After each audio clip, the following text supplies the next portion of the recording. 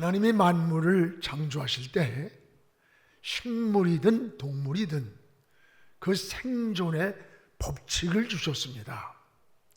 이 세상의 모든 만물은 그 나름대로 사는 방법이 있습니다. 새는 나르며 살고 짐승은 땅에서 뛰면서 삽니다.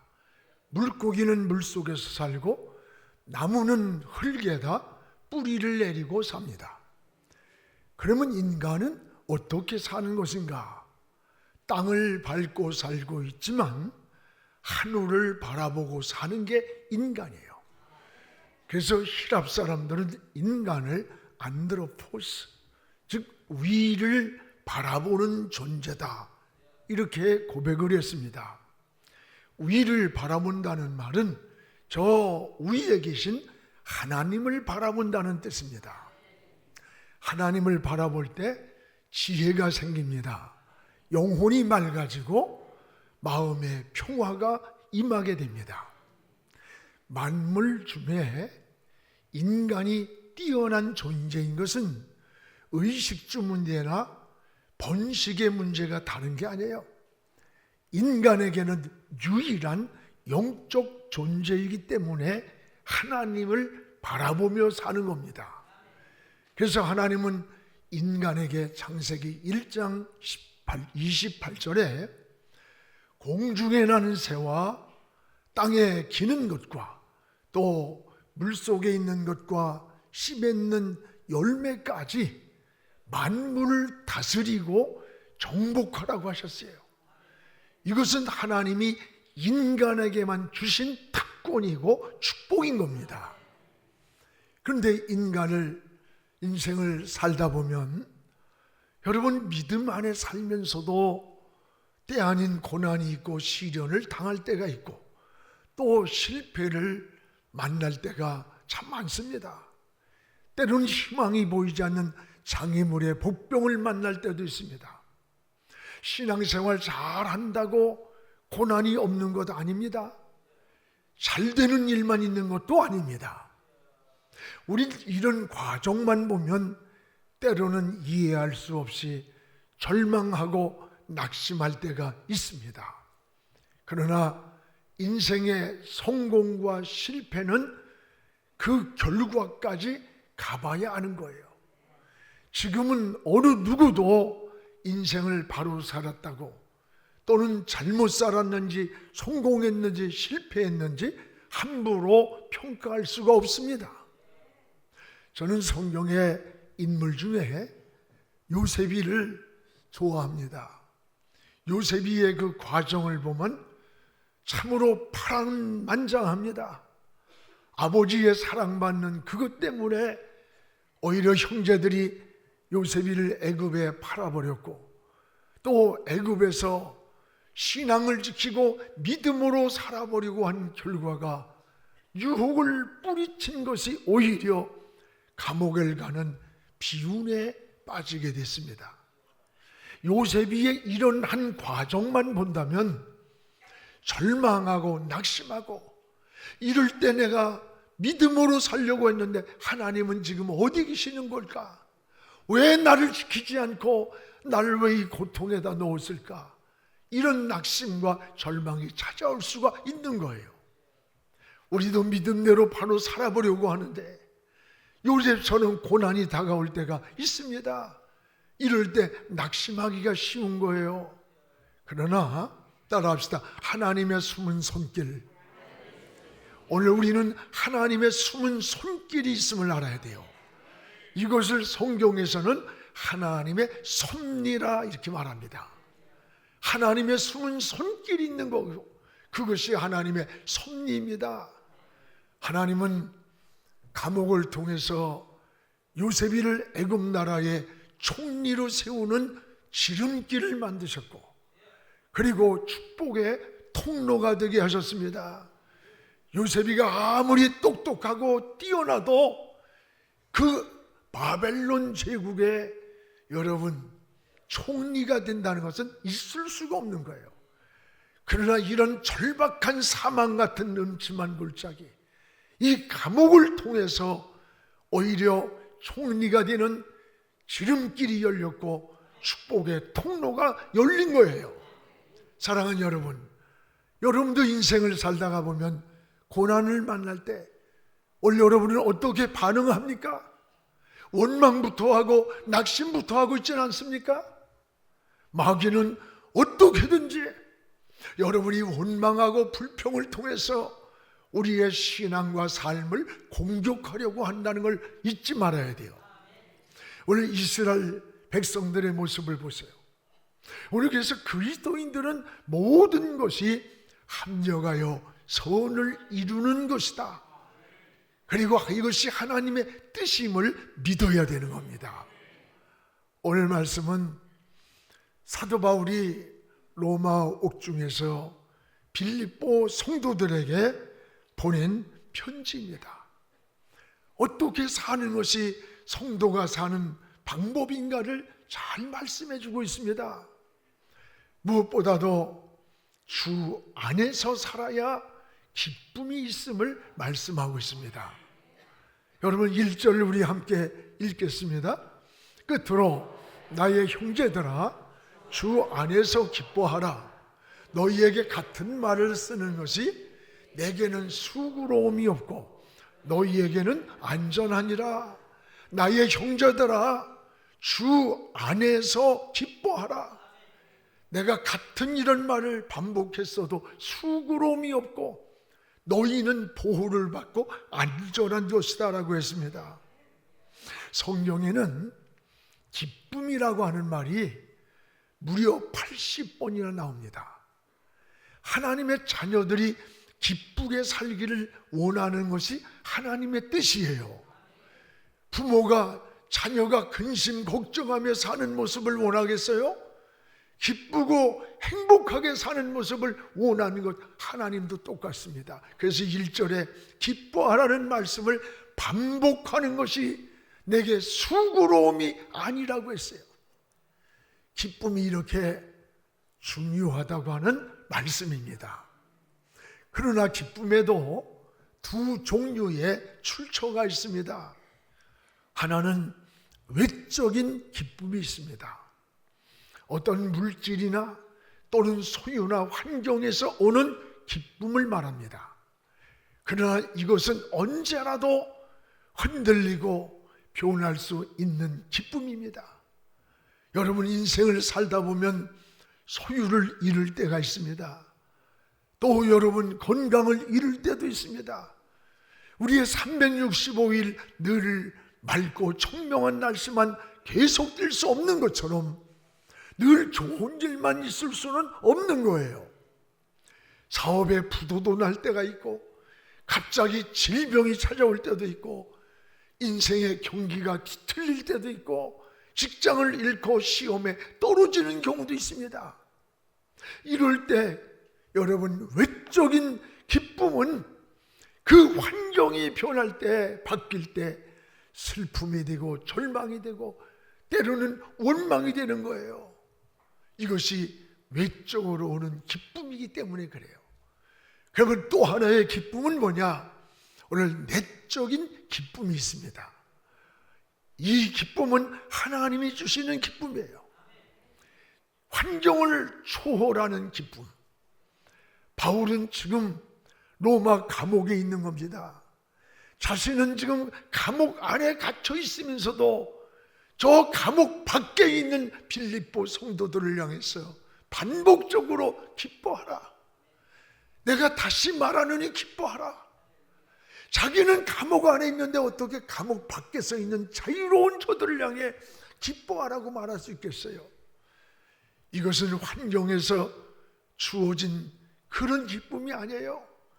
이것은 하나님이 하늘 위에서 주신 내적인 기쁨을 말하는 거예요.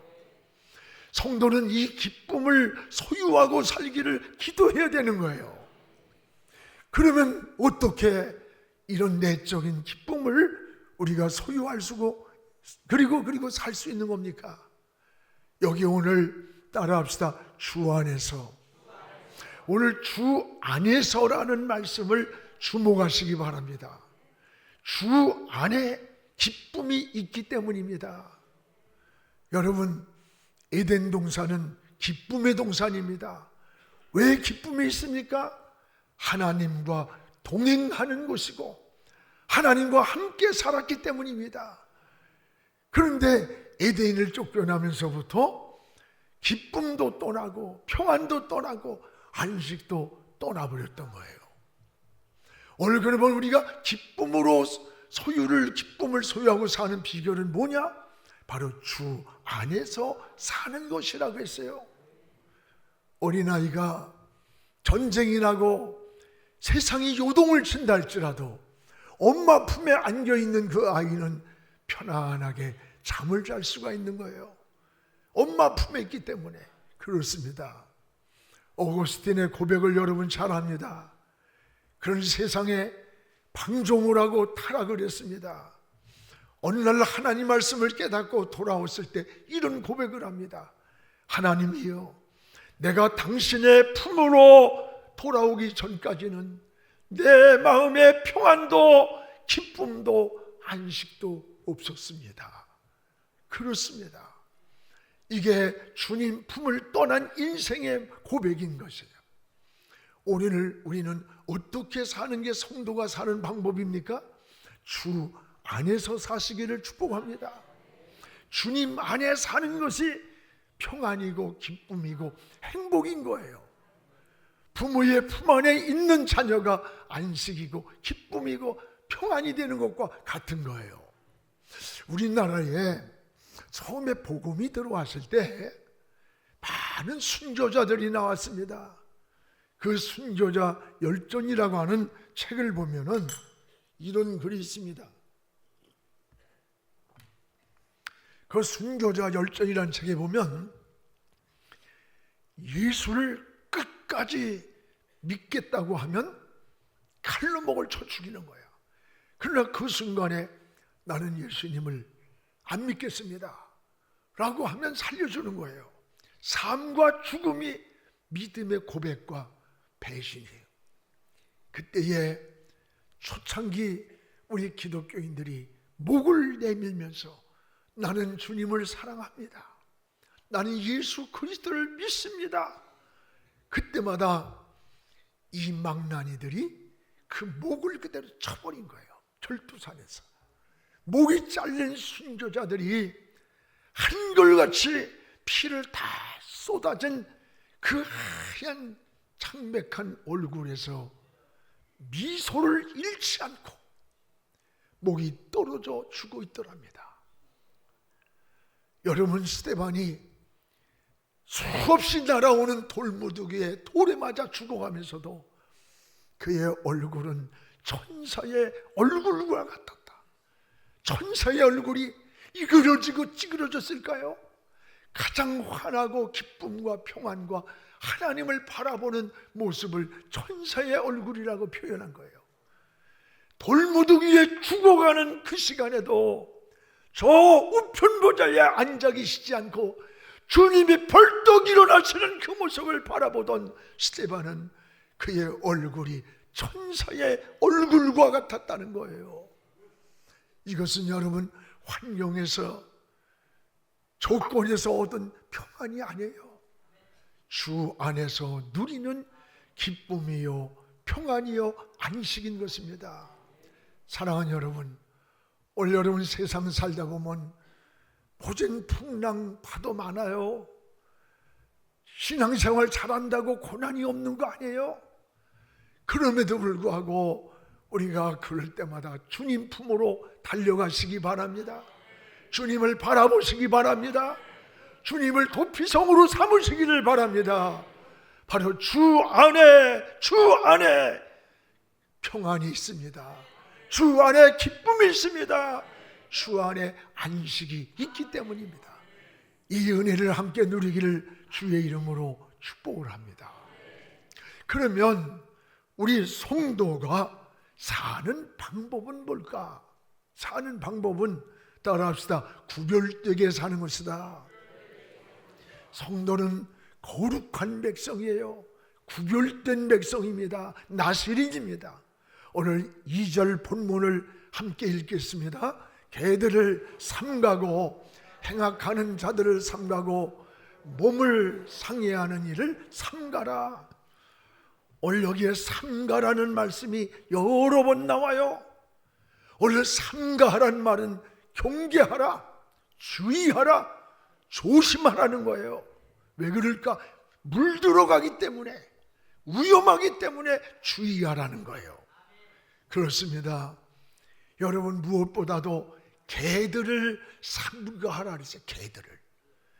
이 개들은 당시 유대 사회에서는 굉장히 인식이 부정하고 불결하고 아주 안 좋은 것을 개로 표현을 했어요.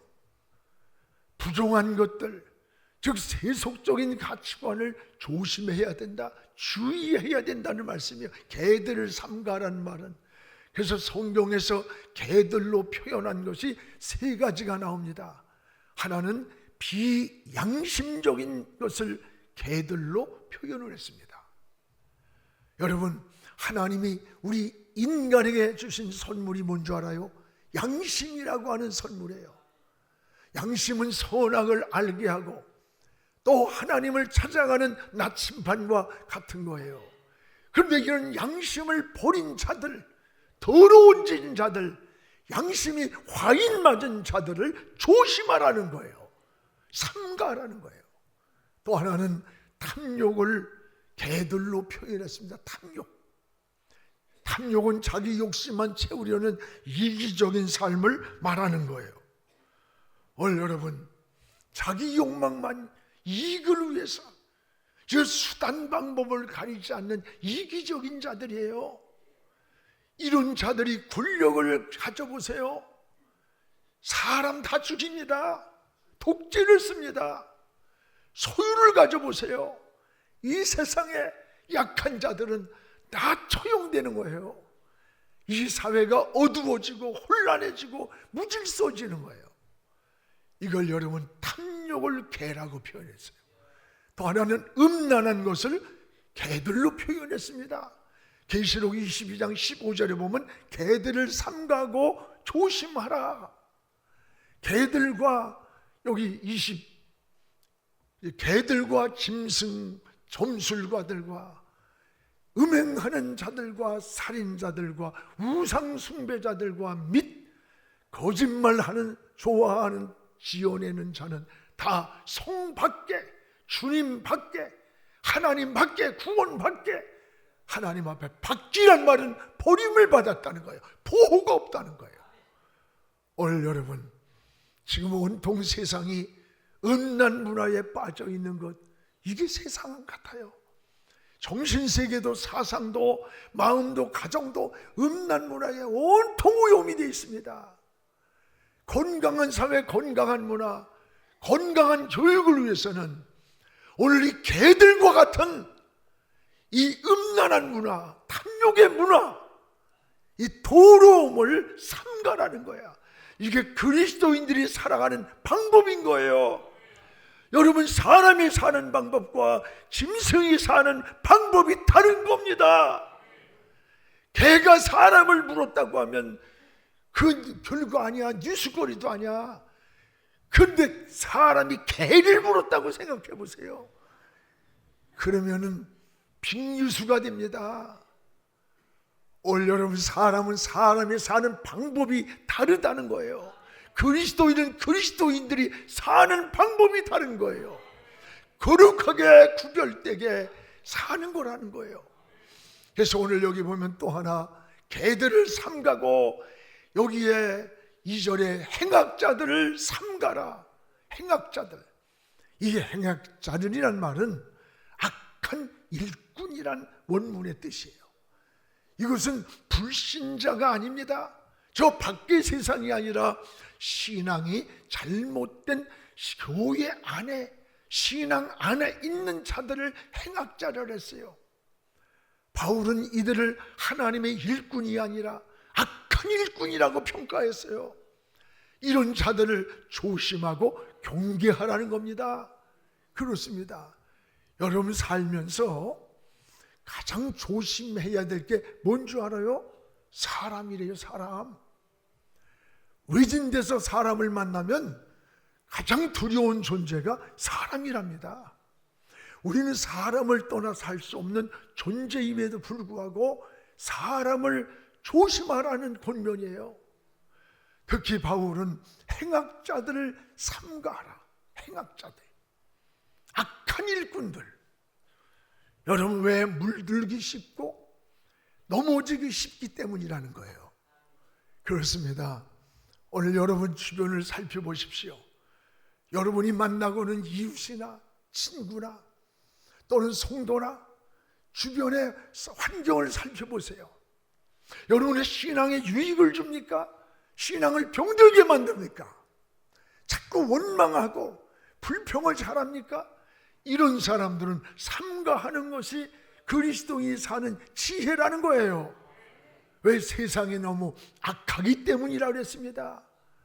이것이 성도의 지혜요 사는 방법임을 깨닫기를 축복합니다. 여러분, 사람 조심해야 돼요. 사람. 부부간에도 사람 조심해야 돼. 진짜 조심해야 돼. 이게 뭐 자식하고 부모 간에도 그렇고 이게 농담 아닌 진심입니다. 조심해. 그러면 우리 그리스도인들은 어떻게 살아야 하는 겁니까? 오늘 3절에 나와 있습니다. 우리 같이 한번 읽겠습니다. 하나님의 성령으로 봉사하며 그리스도 예수로 자랑하고 육체를 신뢰하지 아니하는 우리가 곧 할례라라. 두 가지가 나와요. 하나님의 성령으로 봉사하는 일, 또 하나는 그리스도 예수를 자랑하며 사는 것. 이게 그리스도인들이 사는 방법이에요. 무엇보다 성령으로 봉사하라는 말씀을 주목해 보세요. 구원받은 이후의 삶은 말씀과 기도와 섬김의 삶을 통해서 우리 신앙이 성숙해지는 거예요. 여기에 더 중요한 것은 뭐냐? 성령으로라는 말을 여러분 기억하시고 주목하세요. 여기서 가장 중요한 것은 성령으로 봉사한다는 말씀이에요. 우리가 열심히 섬기는 게 봉사라고 생각하기 쉽습니다. 그러나 더 중요한 것은 성령으로 하는 것이라고 하는 거예요. 단서가 있는 거예요. 이게 뭡니까? 하나님의 은혜에 감사해서 섬기는 것을 말하는 거예요. 정말 하나님의 은혜가 감사해서 성령께서 내 마음을 지배해. 그래서 우러나와서 성전의 예배를 달려가고 싶고 예배 시간이 기다려지고 하나님께 무릎 꿇는 시간이 기쁘고 봉사하는 것이 즐거운 거예요. 그래서 성령으로 봉사하는, 하나님의 영이 마음을 감동해서 자원하는 마음으로 섬기는 것, 이게 성령으로 봉사라는 거예요. 전에 휴스톤에 목회자 세미나가 있었습니다.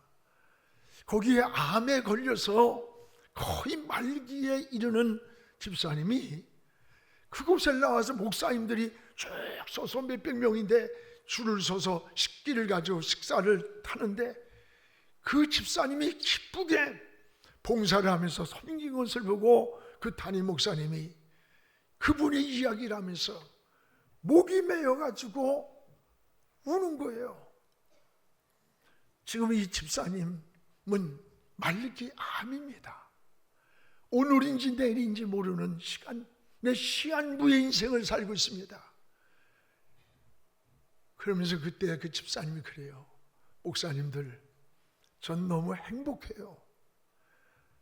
저의 남은 시간이 내일인지 오늘인지 모레인지 나는 모르지만 내가 할 수 있는 데까지 하나님을 섬기고 싶어요. 교회를 섬기고 싶어요. 목사님들을 섬기다가 우리 주님 계신 천국으로 가고 싶은 게 내 마지막 소원이에요. 그러면서 그 연약한 몸을 가지고 기쁘게 봉사를 할 때 우리 목사님들이 모두 함께 그를 위해서 눈물로 기도를 했어요. 그 며칠간의 세미나보다도 이 집사님 한 분의 하나님께 사로잡혀서 하나님 나라를 보라보면서 섬기는 그 아름다운 모습이 우리의 삶을 다 바꿔놨어요. 우리 목회의 가치관을 바꿔놔 버렸어요. 여러분, 이게 바로 성령으로 하는 봉사라는 거예요. 여러분, 가슴에서 하는 거예요. 우러나와서 하는 거예요. 마음이 뜨거워서 주님을 섬기고 헌신하며 섬기는 것, 이게 바로 성령으로 봉사하는 거예요. 지난번에 토요일날 왔더니 어느 장로님이 화장실 청소를 막 하는데 이 장갑을 끼고 변기를 갖다가 손이 주다가 막 그 안을 막 닦아내고 그래. 그래서 장로님, 사실 전 집사들이나 누구한테 시켜도 되는 일인데 장로님들이 무게 탁 잡고 내가 장로인데 이런 거래? 이럴 수 있는 거 아니에요? 근데 그 장로님이, 목사님, 제가 이 화장실 청소하면서 너무 은혜를 받는데 내 자신이 와서 보면 이 변기보다 더 더러운 게 내 마음이라는 거야. 이 바닥보다 더 더러우고 이 냄새보다 더 더러운 냄새가 겉만 본드러마지 내 안에 있음을 깨달을 때마다 화장실 청소를 하면서 눈물로 청소를 하고 자기 자신을 고백한다는 거예요. 그 얘기에 제가 얼마나 은혜를 받았는지 몰라. 오늘 여러분, 주님을 섬기는 것, 내 힘으로, 내 의지로 박수소리 때문에 봉사하고 헌신하다 보면 그 박수소리가 멈출 때, 누군가 나를 이해해 주지 못할 때 지치고 원망으로 변하는 거예요. 오늘 우리는 성령으로 봉사한다는 것, 이 말씀을 기억하면서 하나님을 섬기는 재직들, 우리 4,472명의 재직을 임명했잖아요, 올해. 그런 우리 재직들과 성도들 되기를 주의 이름으로 축복합니다. 또 하나, 성도는 어떻게 사는 것이냐? 오늘 3절에 예수를 자랑하며 살라는 거예요. 오늘 사람에겐 두 가지 자랑이 있습니다. 하나는 육체적인 자랑이 있고 또 하나는 영적인 자랑이 있는 거예요. 여러분, 자랑거리가 많다는 것은 굉장히 좋은 겁니다. 그래서 사람들은 가문을 자랑하고 명예를 자랑하고 자식을 자랑하고 지식을 자랑해요. 지구일을 자랑하고 좋은 거예요. 좋은 자랑거리가 있다는 것은 좋은 일이에요. 그러나 우리 그리스도인들은 자랑하는 가치관이 달라.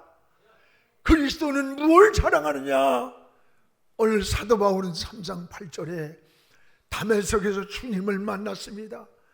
인생의 변화를 받았어요. 전 삶의 터닝포인트, 전환점이 왔어요. 그 이후에 바울의 고백이 뭡니까? 나는 세속적인 자랑거리를 오히려 배설물처럼 여긴다는 거예요. 그리고 바울은 오직 그리스도를 자랑했습니다. 구원받은 은혜를 자랑했고 십자가를 자랑했습니다. 여러분, 이것이 신앙인의 은혜 받은 자의 모습이에요. 여러분, 육신적인 것을 가지고 거들먹거립니까? 고개를 바짝 들고 여러분 교회 와서도 대접이나 받으려고 그런 사람이 있습니까? 아닙니다.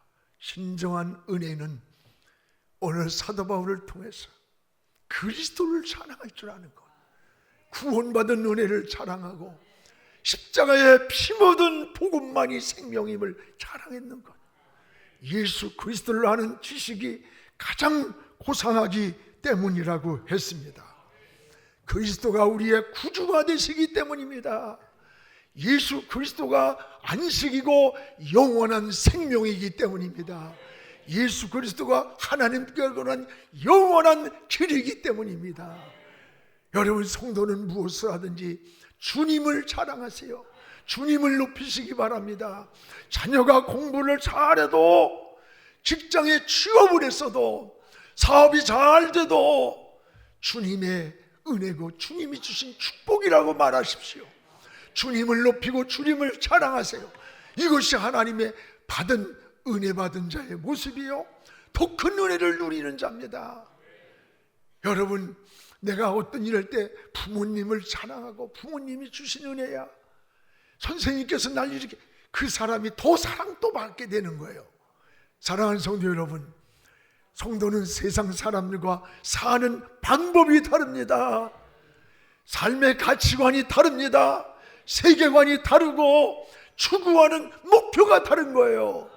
기쁨의 출처가 다르기 때문입니다. 주님 품으로 돌아와서 여러분 기쁨과 평안을 회복하시기를 축복합니다. 행악자들을 조심하십시오. 이것이 지혜입니다.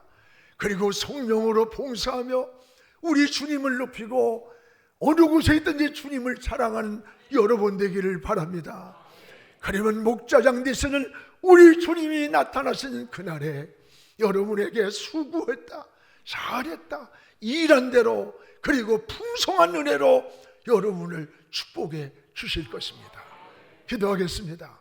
거룩하신 우리 하나님 아버지, 고맙습니다. 오늘도 하나님 아버지, 우리의 신앙을 다시 한번 돌아보기를 원합니다. 하나님 앞에 바로 살게 하여 주옵소서.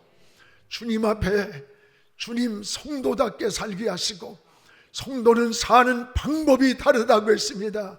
세상 사람들과 삶이 다르게 하시고 주님 품에서 살게 하시고, 힘들고 어려울 때에도 주님을 바라보고 주님께로 달려가는 도피성이 되게 하여 주시옵소서. 그곳에서 보호를 받고 안식을 얻고 기쁨을 누리기 원합니다.